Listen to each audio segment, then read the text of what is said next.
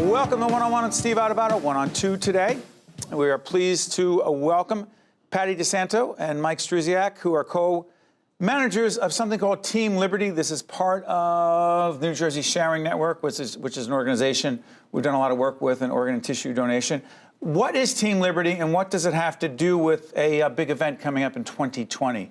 Look at that setup. Go ahead, what do you got? Well, Team Liberty is a group of people get together composed of recipients, donors, advocates, plain volunteers that are actually promoting transplantation and the need for more donors to be on the list so we could save more and more lives. So we're making people aware, and we're actually teaching them what transplantation is about and what happens and what's the great benefits of it. And as you know, Steve, the games are coming here in 2020. Check out Transplant Games. We'll show the website for the Sharing Network. You check it out. That's a national event, no? Yes, every state in the United States will be here. Even Hawaii and even Australia will be here. Tell folks your connection, I'm sorry. Tell folks why you're directly involved. 12 years ago on September 12th, I just celebrated my 12th anniversary. I had a pancreas kidney transplant. It was a great gift given to me by Kristen Theresa O'Hara. She died in a car accident 12 years ago, and that's why I'm involved. Every day is a gift from her, and I'm trying to give back to help save other lives. As it's often referred to, the gift of life. The gift of life. You have a powerful story as well. I do. My son Joe received a heart transplant 13 years ago when he was 12. He's now 25. He's doing great. He experienced graduation from high school, graduation from college. He works. He's out in the world off the payroll, and he's living every day because he got a second. You meant off the payroll, meaning off of your... the family payroll. But he's living every day because somebody saved his life. You know, for those of you who know what we do, you know that there's a series of programs. Actually, as we do this program, we just aired a back-to-back special from a race that you guys have every year. Check out our website. It'll come up if you want to see that. But what always strikes me, and I recently did a seminar for you and your colleagues on storytelling, on the importance of storytelling and communicating, right? How comfortable are most of the recipients and some donors? I've often talked about my wife as a kidney donor. How comfortable are most people talking about their personal experience? You know, it's tough. Not everybody is really comfortable, but it makes such an impact. And I think that the more people do it, the more comfortable they get. And a lot of it is based on the response that they get from people that they're sharing their stories with. It really is powerful, being able to get people to understand. Most people aren't really that aware of it because it didn't touch their lives. But once you share a story and you make it, coming down to that personal level, I think people really get it. And what's interesting is, we've often said this, the stats that there are 4,000 people plus waiting right now, just in the state of New Jersey, tens of thousands, maybe more, hundreds of thousands in the country waiting for a transplant. For you, the question I'm curious about, Mike, is for you to start telling your story and sharing it with others, was it natural for you? It was kind of natural because it all started maybe 5 days when I was in intensive care. And they took the tubes out and everything else. And I said to myself, I don't know who this young girl is, but I got to tell the world. Who gave you the gift of life? You gave me the gift of life, exactly, who this young girl was. And I have to find out and tell her story with my story and help others. And it became very natural to me to go out and talk. So it was good. Did you meet her family? Yes, I did. I met her family actually 6 months after the transplant, which was unheard of. Describe it, the meeting. The meeting was here in Edison, New Jersey. I was in touch with them, and they were having a little get-together. The family was from Florida that lived up here, and they came to visit Mr. and Mrs. O'Hara.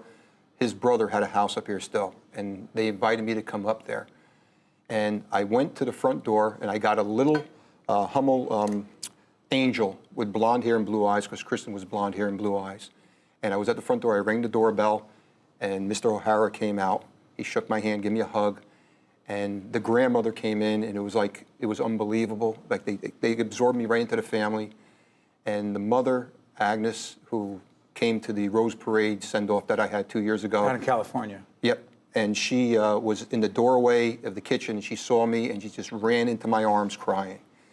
And we sat there for 2-3 hours talking before they made me dinner, and they wanted to know all about me. And you wanted to know about them. And I want to know about them. You know, by the way, let's keep putting up the information for people if they want to learn more about organ and tissue donation.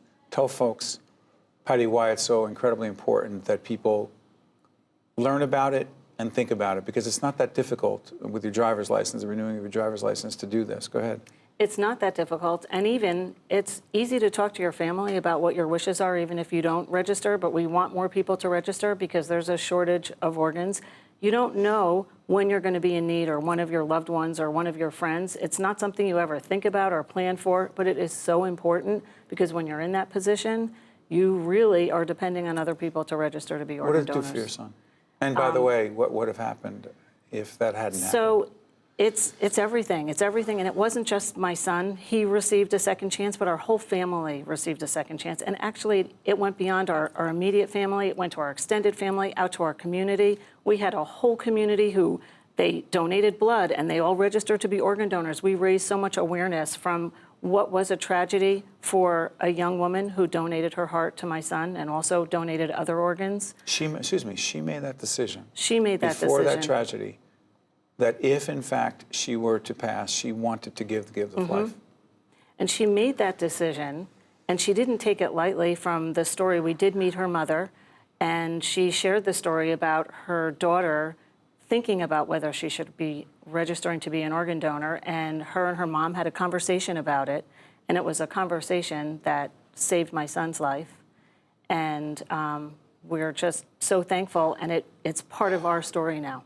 The 2020 Transplant Games will be in several locations, including over at the Meadowlands. It matters, doesn't it? Big time. Because?